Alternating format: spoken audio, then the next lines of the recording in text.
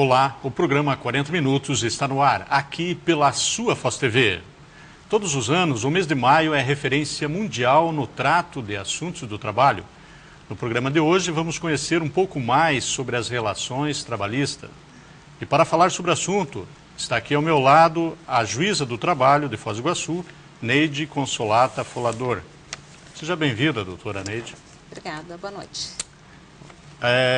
Para começar, eu gostaria que a senhora explicasse ao público qual é a diferença entre Justiça do Trabalho e Ministério do Trabalho. Então, essa é uma confusão que muita gente faz entre Justiça do Trabalho, que é um órgão do Poder Judiciário, e o Ministério do Trabalho, que é um órgão do Poder Executivo. Então, a distinção básica é essa. Uma faz parte do Poder Executivo, o Ministério do Trabalho, e a outra do Poder Judiciário. São os três poderes da República, né? Judiciário, Legislativo e Executivo. Na prática, o que significa essa diferença? Significa que ao Ministério do Trabalho incumbe a fiscalização das relações de trabalho. Certo? Sim. Então, os fiscais do trabalho, auditores do trabalho atualmente denominados, podem se dirigir às empresas e efetuar fiscalizações, sem prévio aviso, sem comunicar e sem que ninguém requeira, porque a função deles é fiscalizar. A Justiça do Trabalho, por sua vez, só julga ações que são submetidas à sua apreciação. O que isso significa? A jurisdição, tecnicamente falando, a jurisdição é inerte. O juiz não faz nada senão por provocação. O que provoca a ação do juiz é o ajuizamento de uma ação. No nosso uma caso, denúncia seria assim? Não é bem uma denúncia, não se usa esse termo nas ações trabalhistas. A ação trabalhista tecnicamente se chama reclamação. Reclamação. Denúncia é mais utilizado em processo penal. Certo. Então, no momento que um empregado ou um trabalhador tem um direito seu violado, ele ajuiza na Justiça do Trabalho uma ação trabalhista. Isso significa que o juiz está sendo provocado, tecnicamente a mesma palavra é essa, provocado a trabalhar, instruindo aquele processo e julgando aquele processo. Se a ação for julgada procedente a favor do trabalhador, posteriormente os valores serão liquidados e executados, até a entrega final ao trabalhador do valor que ele tem direito. Sim. E ao Ministério do Trabalho é outra competência, no caso. Isso, eles atuam como órgão fiscalizador das relações de trabalho. Mas aí já entra o termo denúncia, no caso, ou não? Pode ou não. Você pode ter, a fiscalização do trabalho pode ou não ter uma denúncia para proceder uma investigação numa determinada empresa. Sim. Então, alguém pode denunciar o descumprimento de alguma da legislação trabalhista numa determinada empresa, a fiscalização pode chegar nessa empresa de surpresa, né, e fiscalizar. Ou eles podem, de ofício, né, a palavra técnica também é de ofício, sem provocação nenhuma, fazer fiscalização nas empresas para verificar se as leis trabalhistas estão sendo cumpridas. Sim. Já que falamos no Ministério do Trabalho, no Ministério não, exatamente, né, o órgão de fiscalização. O Ministério do Trabalho. Existe uma previsão de implantação? Não existe aqui ainda, né? Veja bem, tem um terceiro órgão que é o Ministério Público do Ministério Trabalho. Público? Público do Trabalho. É esse que não tem aqui em Foz do Iguaçu? Isso, é esse que ainda não existe em Foz do Iguaçu. Sim. Já está criado por lei, porém não está instalado o ofício de Foz do Iguaçu. Já está sendo construído prédio ali nas imediações da Polícia Federal, do novo prédio da Polícia Federal, já tem até uma placa lá dizendo futuras instalações do Ministério Público do Trabalho. Então, é um terceiro órgão. Para que se presta esse? É um órgão, diferentemente do Ministério do Trabalho, é um órgão que não faz fiscalização. Porém, eles podem ajuizar ações, inclusive ações coletivas, na Justiça do Trabalho, se verificarem o descumprimento da legislação trabalhista. Certo? Eles são um órgão fiscalizador e aceitam denúncias com relação ao trabalho. É como se fosse assim a promotoria. Sim. Promotoria pública. Então não existe a promotoria, por exemplo, da infância, da infância e da juventude, em que você faz uma denúncia, se tem crianças que estão sendo maltratadas, alguma coisa desse tipo. Se alguém verificar que tem, se alguém fizer uma denúncia para o Ministério Público do Trabalho, dizendo que há, por exemplo, trabalho infantil numa determinada fazenda, eles podem proceder também a uma investigação eles têm um procedimento que se chama procedimento investigatório e depois ajuizar uma ação na Justiça do Trabalho para resolver aquele problema, né? Para punir o empregador que estivesse praticando essa ilegalidade. Sim, e essa promotoria ela é ligada também à Justiça do Trabalho não, ou independente? Não, ela não pertence nem ao Poder Executivo e nem ao Poder Judiciário. Essa é uma discussão antiga que veio com a Constituição de 88, inclusive chegou-se a dizer que estaria sendo criado um quarto poder, porque o Ministério Público teve ampliadas assim as suas atribuições, mas não é um quarto poder, só que ele não pertence nem ao Poder Judiciário, nem ao Poder Executivo. E tem essa função, então, nem de fiscalização e nem de julgamento, mas ele atua, às vezes, como parte e, às vezes, como custos legis. É uma expressão latina que significa fiscal da lei. Ou seja, fiscalizando também a aplicação da lei. No caso do Ministério Público do Trabalho, fiscalizando a aplicação das leis trabalhistas. É como se fosse assim, o promotor de justiça trabalha lá no fórum, né, na Justiça Comum, e uma pessoa pode ir lá fazer uma determinada denúncia. Quando for implantado o Ministério Público do Trabalho aqui em Foz do Iguaçu, nesse local que eu falei, as pessoas poderão ir lá também fazer denúncias, né, de descumprimento da legislação trabalhista. Se for o caso, o procurador do trabalho, que são as pessoas que trabalham lá, né, por concurso e tal, o procurador do trabalho fará a apuração do fato e ajuizará a ação competente, se for o caso. Sim. Geralmente eles atuam mais não em lesões individuais, de direitos trabalhistas individuais, mas sim direitos coletivos, homogêneos ou difusos. Eu posso exemplificar também com a poluição do meio ambiente de trabalho, alguma coisa assim, então atuaria o Ministério Público do Trabalho na repressão. Sim, atividades insalubres, mais coletiva também, coletivas. Né? Tá certo. Atividades insalubres ou perigosas numa determinada empresa poderiam agir também. Só para diferenciar, assim também, Heitor, desculpe. Sim, não, à vontade, gente. O Ministério do Trabalho está instalado, então, atualmente, ali na Chimmelfenck, na Avenida Chimmelfenck, onde antigamente era a Polícia Federal, naquele prédio amarelo, se não me engano, né? Então, esse é o órgão do Poder Executivo encarregado da fiscalização e onde as pessoas fazem a carteira de trabalho também. Muitas vezes tem fila lá por essa razão. A Justiça do Trabalho está instalada atualmente na Avenida Santos Dumont, né, nas proximidades ali da Pizza Hut, fazendo comercial. Isso, e ao lado da Sanepar, não é isso? Isso, no mesmo prédio em que está a Sanepar e a 9ª Regional de Saúde. E esse órgão do Ministério Público do Trabalho estará instalado, acredito que ainda esse ano, né, como já estão construindo e tal, perto do prédio novo da Polícia Federal, na Avenida Paraná. Certo. Aqui nós temos tido muitos casos de trabalho informal. A gente vê as pessoas trabalhando na rua, vendendo CDs, bancas de coisas lícitas ou ilícitas, apresentações artísticas até em semáforos, a gente tem observado. E eu tenho aqui uma matéria que o Jornal do Iguaçu publicou, que a luta contra a informalidade será intensificada. Isso aqui será feito pela Delegacia Regional do Trabalho. Isso aqui a senhora foi comunicada, já que existe talvez uma relação muito próxima, e como que será feito esse trabalho aqui na fronteira? Veja bem, esse é um trabalho do qual não participa a Justiça do Trabalho, justamente porque a Justiça do Trabalho precisa daquela provocação, que é o ajuizamento da ação.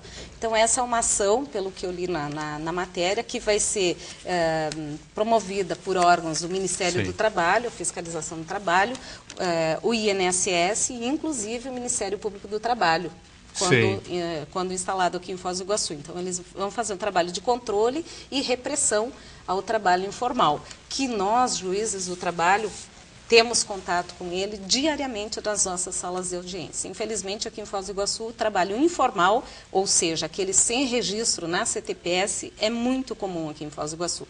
Eu já tive vontade até de fazer um levantamento estatístico para saber quantas das ações que são ajuizadas, quanto por cento se refere, né, a trabalhadores sem vínculo empregatício reconhecido na CTPS. Infelizmente, eu não tive tempo. Sim. É um trabalho muito comum, por exemplo. Para a alegria de muitas empresas. É né? verdade, né? Mas eu não poderia fazer nada, só poderia Sim. comunicar ao Ministério do Trabalho Sim. ou ao Ministério Público do Trabalho para que agissem, né? Claro. Mas uma área em que se verifica bastante o trabalho informal sem registro em carteira é no trabalho doméstico. Empregadas domésticas aqui em Foz do Iguaçu, a grande maioria, infelizmente, não é registrada. Sim, eu gostaria de pedir um tempo para a senhora. Nós vamos falar sobre as empregadas domésticas no próximo bloco, tá? Tá bom. O programa 40 Minutos vai para o intervalo comercial e volta daqui a pouco.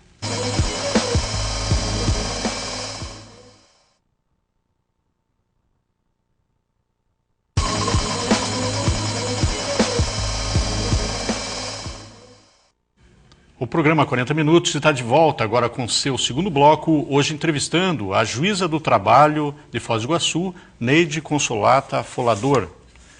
Doutora, o trabalho doméstico sem registro em carteira é permitido em algumas circunstâncias? É quando se trata de diarista. A dificuldade está justamente em definir o que é uma empregada doméstica típica, né, que deve ser Sim. registrada na CTPS, e o que é uma diarista. E o critério para definir uma e outra situação não é um critério matemático, ao contrário do que muita gente pensa, né? Trabalha 2 vezes por semana, não precisa registrar. Se for 3 vezes por semana, precisa registrar. E se for uma? 2,5? Né? Se for 2,5. Se for uma. Isso. Então, a questão não é matemática, porque existe uma lei específica do trabalho doméstico que é de 1972, bem antiga, portanto, né, tem mais de 30 anos, e desde então as domésticas tiveram reconhecido vários direitos trabalhistas, entre eles a anotação na carteira.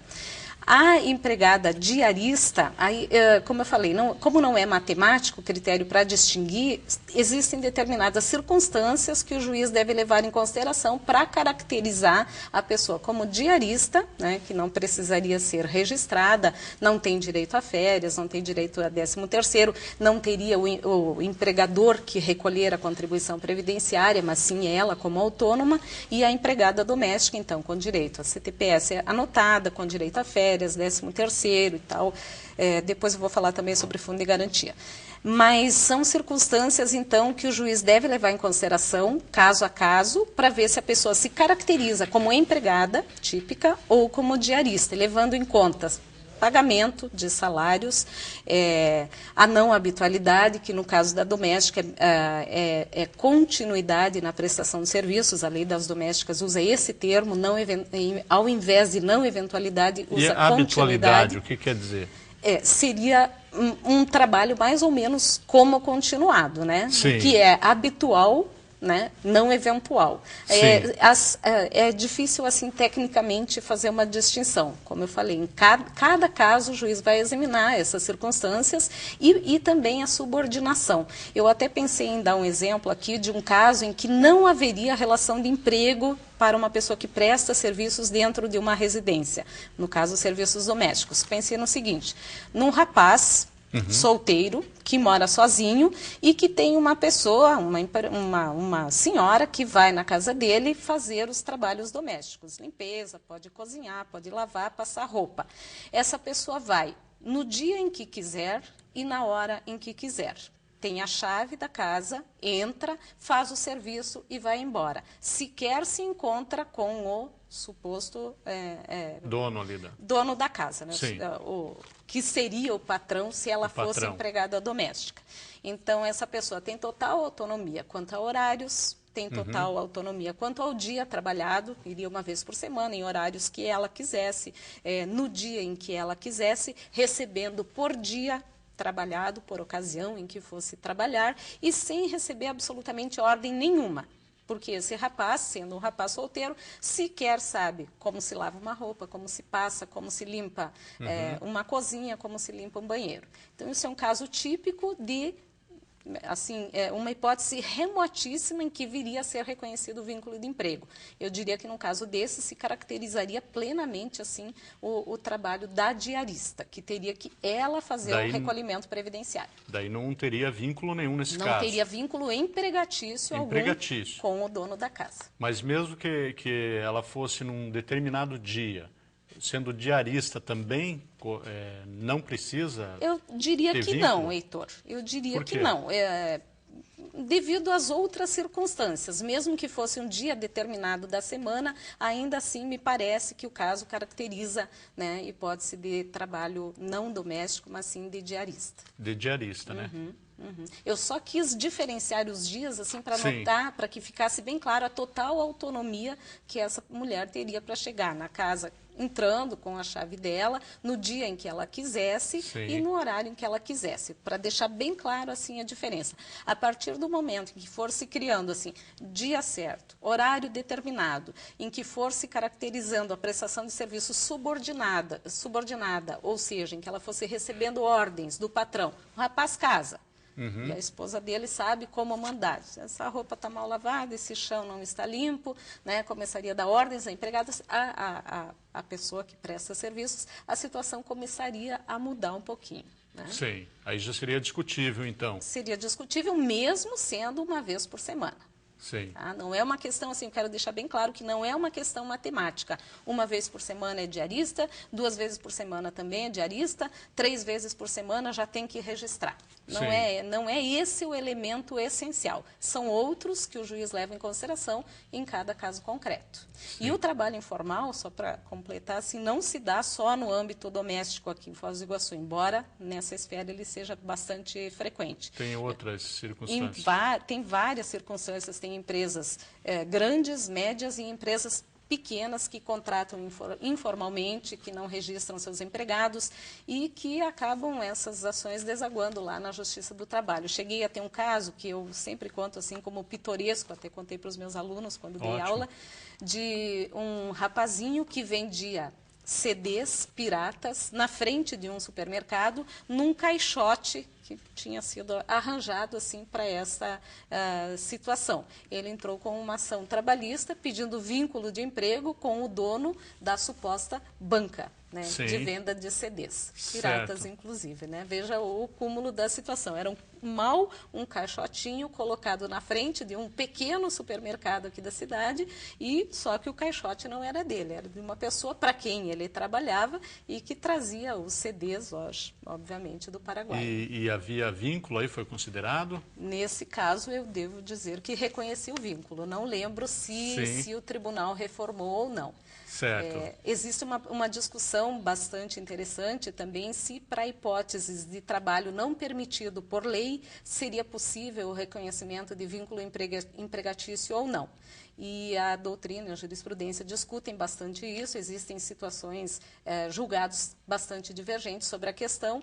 Eu sou das que reconhecem, mesmo em se tratando de trabalho ilícito. Sim. Mas aí eu diria que a corrente predominante não reconhece o vínculo quando o objeto do contrato é ilícito. Quer dizer, qualquer pessoa que pegue alguém aí para um trabalho informal, né? Vamos dizer, venda de CD piratas mesmo, e coloquem na rua, essa pessoa ela passa a ter direito a vínculo trabalhista com aquele que contratou. Dependendo das circunstâncias, né, e do entendimento do juiz, no meu entendimento. Porque sim. É uma atividade ilícita também. Venda de CDs piratas não, né? Não teria que os dois ir presos nesse caso? Veja bem, uma coisa é na esfera penal, eles estarem vendendo, né, praticando um ilícito na esfera penal, vendendo uma mercadoria não permitida, né? Outra coisa é na esfera trabalhista, você reconhecer ou não o vínculo empregatício entre o dono da banquinha e o rapazinho que está ali vendendo. São situações distintas. Porque se isso for aceito, pode ser aceito também no caso de venda de drogas. Exatamente. Passa a ter uma hipótese bastante comum é jogo do bicho. Jogo do bicho também. Poderia até se alegar com a prostituição. Sim, com a prostituição também. Que não são absurdas e existem. Porque nós vemos aqui em Foz do Iguaçu o pessoal com mesinhas na frente de bares e vários setores públicos ali fazendo o seu jogo de bicho. Exatamente. Todo mundo sabe que no Brasil isso é corriqueiro. Então, está sendo praticado um ilícito penal fora da esfera trabalhista. E na esfera trabalhista poderia se discutir se o bicheiro ali, não sei o nome do vendedor ali, quem faz as anotações, seria ou não empregado do dono da banca.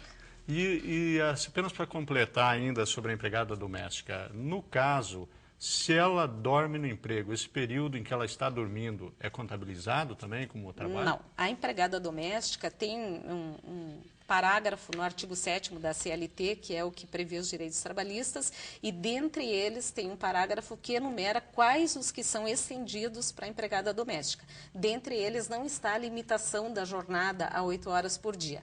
Então, a empregada não tem que bater ponto, né? Não tem que assinar livro ponto e não tem direito a horas extras. Ela pode dormir no emprego e ainda que trabalhe 4, 5, 10 ou 12 horas por dia, não terá direito a horas extras. Se dormir no emprego, não tem direito às horas extras. Ela está morando, já fazendo parte da família, né? Exatamente. Uma situação interessante, não sei se tem tempo de falar sobre a empregada doméstica, eu até falei que repetiria depois, é sobre o fundo de garantia. Fundo de garantia, quando esse direito foi estendido às empregadas domésticas, a lei que estendeu não impôs obrigatoriedade no cumprimento dela. Então, o empregador doméstico recolhe FGTS para sua empregada se quiser. É a única lei que eu conheço que não tem o caráter de coatividade. Ela não é coativa, ela não obriga. Então, o empregador deposita opcional, se quiser. Eu não conheço um empregador, nem eu mesma deposito FGTS para minha empregada, porque a lei não é cogente. Sim. E só as que têm FGTS depositado terão direito depois ao seguro-desemprego quando forem dispensadas sem justa causa. Sim. É uma situação interessante. É bem interessante, porque quando não obriga, ninguém quer aumentar a despesa, né? Exatamente. Mas nós vamos para mais um intervalo comercial e voltaremos logo em seguida com o programa 40 Minutos.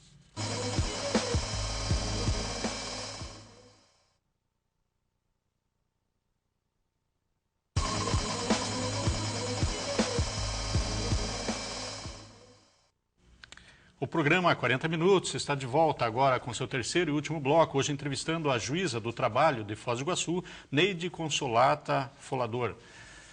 Doutora Neide, nós estávamos falando ainda sobre a empregada doméstica. Existe alguma situação ainda que a gente deixou de complementar ali? Eu acho que eu esqueci de falar uma coisa que é importante sobre o repouso semanal remunerado, que apesar da doméstica não ter direito a horas extras, porque não é sujeita a nenhuma limitação de jornada, ela tem direito a 1 dia de repouso por semana. Tem 1 dia de repouso. Isso legalmente já. Assegurado pela Constituição Federal. Desde 88. Então, não precisa ser necessariamente o domingo, mas ela tem que ter 1 dia de repouso por semana. E se não tiver, tem direito ao pagamento desse dia em dobro. E o contratante ali, ele pode descontar a comida, assim, não, esse tipo de coisa não. pode ser feito? No caso da doméstica, não. O que se discute é se a alimentação fornecida ou até a moradia fornecida para a empregada integrariam o salário dela para efeito de pagamento de outras verbas, né? Se isso seria um acréscimo, um plus ao salário da empregada, que refletiria, por exemplo, no cálculo e pagamento de férias, 13º, aviso prévio e tal. Isso não existe. Pela lei que regula o trabalho das domésticas, que é de 1972, a Lei 5859, já mencionei, esse salário in natura, né, ou essas utilidades fornecidas pelo empregador, não integram a remuneração da empregada doméstica. Então, ela pode morar na casa e se alimentar ali, mas não terá isso acrescido a sua remuneração, como os outros trabalhadores, em certas circunstâncias, teriam. Senão acaba até virando trabalho escravo, que tem acontecido em fazendas aí, que muitos empregados não conseguem nunca pagar a dívida. Estão sempre trabalhando, né? Mais possivelmente do que tem para receber. Exatamente, vão aumentando ali, ficando mais devendo do que tendo para receber, exatamente. Mas eu gostaria que a senhora falasse alguma coisa sobre a Emenda Constitucional 45 de 2004, que é a ampliação de competência da Justiça do Trabalho. Da Justiça do Trabalho. Essa emenda 45 ficou conhecida como a reforma do Judiciário. E para nós, para a Justiça do Trabalho, ela foi muito importante. Por quê? Porque trouxe uma grande ampliação na competência do juiz do trabalho. Então, ela mudou bastante a redação do artigo 114 da Constituição Federal, que é o que prevê a competência dos juízes do trabalho. Antes, ele tinha uma redação bem curta e dizia que o juiz do trabalho era competente para julgar julgar causas entre trabalhadores e empregadores. Sim. Como usava o termo empregador, a jurisprudência se fixou dizendo que eram apenas causas entre empregados e empregadores, ou seja, só vínculo de emprego típico, aquele em que a pessoa tem o direito de ser registrada em CTPS, tenha ou não sido registrada. Podia vir alguém que não tinha sido registrado e pleitear o reconhecimento de vínculo empregatício. Mas, enfim, até a edição dessa emenda, que foi em dezembro de 2004, os juízes do trabalho, então, só julgavam causas entre empregados e empregadores. Basicamente, havia algumas exceções, né, como pequena empreitada e tal. Após a emenda 45, essa emenda trouxe uma alteração importante e ampliou bastante a competência da Justiça do Trabalho. Agora, ao invés de relação de emprego, que era a expressão que se resumia na dicção do artigo 114 com a redação antiga, agora o juiz do trabalho é competente para julgar relações de trabalho. Até parece mais harmônico, né, com a própria denominação. Juiz do trabalho julga relações de trabalho. Que diferença isso traz?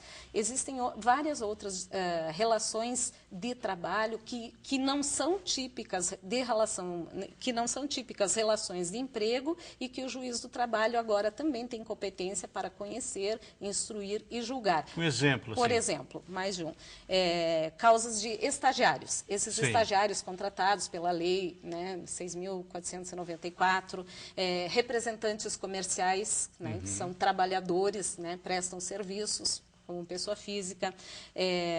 Existe bastante discussão ainda sobre a amplitude desse termo relação de trabalho. Existem, no mínimo, 3 correntes de interpretação, uma mais restritiva, outra mais ou menos, e uma bem ampliativa, que diria até que uma relação, por exemplo, entre um médico e seu paciente seria uma relação de trabalho, né, o trabalho prestado pelo médico para o seu paciente poderia estar sujeito à competência da Justiça do Trabalho. Segundo uma outra corrente, isso aí seria uma relação de consumo, porque a pessoa estaria consumindo o serviço, né, a prestação de serviços do médico, e se submeteria à justiça comum. Não tem uma definição ainda concreta sobre isso? Tudo em direito é relativo, né? Como eu falei, no caso da diarista, nada é assim, 2 mais 2 são 4. Tudo em direito comporta uma determinada interpretação e vai depender assim, do julgamento proferido, caso a caso, dos julgamentos que forem sendo proferidos pelos tribunais, e com o tempo assim firmam-se entendimentos jurisprudenciais, normalmente traduzidos em súmulas, né, as súmulas dos tribunais, que agora existe até a possibilidade de edição de súmulas com efeito vinculante, e vai se firmando um determinado entendimento da doutrina e da jurisprudência sobre determinada matéria. Né? Mas não é nada matemático, tudo comporta assim, mais de uma interpretação. E essa ampliação facilitou mais agora para os julgamentos? Veja bem, ela nos trouxe muito mais trabalho. Porque além da ampliação de relação de emprego para a relação de trabalho, o artigo 114 da Constituição, que é o que prevê a competência da Justiça do Trabalho, possui agora 9 incisos. Então, nós temos competências para essas relações de trabalho, para ações que envolvem exercício do direito de greve, para ações sobre representação sindical, por exemplo, a legitimidade de um dirigente sindical pode ser discutida, a eleição que ocorreu, a regularidade do processo eleitoral, mandados de segurança, habeas corpus e habeas data, quando envolver matéria da nossa competência, conflitos de competência entre órgãos com jurisdição trabalhista, ações de indenização por dano moral ou patrimonial decorrentes da relação de trabalho, esse é o inciso mais importante, já vou dizer por quê, ações relativas às penalidades administrativas impostas pelas delegacias do trabalho. Então, qualquer multa que os fiscais do trabalho, os auditores do trabalho imponham, a discussão dessa multa agora se dá na Justiça do Trabalho. Antes era na Justiça Comum. Executa-se também de ofício as contribuições sociais, que é contribuição previdenciária, e, finalmente, outras controvérsias decorrentes da relação de trabalho na forma da lei. Quer dizer, pode sobrevir uma lei ordinária regulamentando esse inciso 9º aqui e incluindo mais matérias na competência da Justiça do Trabalho. Sim. Eu gostaria de saber se existem muitos processos aqui em Foz do Iguaçu e se existe uma diferenciação muito grande com outras cidades por ser fronteira? Eu trouxe aqui as estatísticas do nosso tribunal relativas ao ano passado, de 2006. E nós tivemos em média, são 3 varas do trabalho aqui em Foz do Iguaçu, nós tivemos em média, pelo cálculo que eu fiz aqui, 1.073 ações ajuizadas no ano de 2006 em cada vara, certo? Sim. Só para comparar, por exemplo, com Cascavel, que é uma cidade vizinha, né?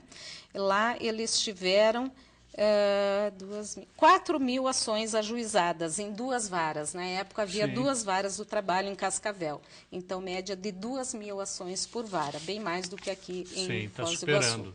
Exatamente. E para comparar, por exemplo, com Curitiba, lá em Curitiba foram ajuizados em média 1.300, 1.400 processos por vara. Vocês têm julgado em tempo hábil, assim, muito rápido. Apesar da quantidade de ações, eu acho que os julgamentos na Justiça do Trabalho de Foz do Iguaçu têm ocorrido em tempo, assim, falando, né, de Poder Judiciário, que é tão criticado pela sua famosa morosidade, né? Sim. Eu acho que aqui em Foz do Iguaçu, o tempo de julgamento das ações está sendo, assim, bastante célere e digno até de elogios. Eu dei uma olhada hoje, as ações que estão sendo julgadas agora, no início do mês de maio, foram ajuizadas, na sua maioria, em janeiro ou fevereiro desse ano. Sim. Claro que tem algumas ações que demandam um procedimento mais moroso, com perícias e tal, que demoram mais. Mas as ações em que se colhe simplesmente prova documental e testemunhal, e que já estão sendo julgadas agora, foram ajuizadas no começo desse ano. É um prazo bastante razoável, né? Claro que depois da sentença do juiz de primeiro grau pode haver recurso para o Tribunal Regional do Trabalho em Curitiba, e lá também o tempo de julgamento tem sido elogiável, em média acho que entre 6 e 8 meses. E em hipóteses excepcionais, o processo pode ir para o TST em Brasília. Aí lá é um pouquinho mais demorado, porque o TST recebe ações de todos os estados do Brasil. Doutora Neide, já que a senhora falou em tempo, nosso tempo, infelizmente, acabou. Eu quero agradecer a sua presença em nosso programa, a entrevista foi bastante esclarecedora, e vamos deixar o restante para uma outra ocasião. Tinha uma matéria bem interessante que eu achei que daria tempo da gente falar sobre, quando eu falei sobre a ampliação de competência, eu pretendia ter abordado as ações de indenização por dano moral ou patrimonial. Né? Vamos fazer um programa ainda sobre isso. Ok. Ok? Ok. Muito obrigado, então. A seu dispor. E o programa 40 Minutos termina aqui. Obrigado pela teleaudiência e um teleabraço para você.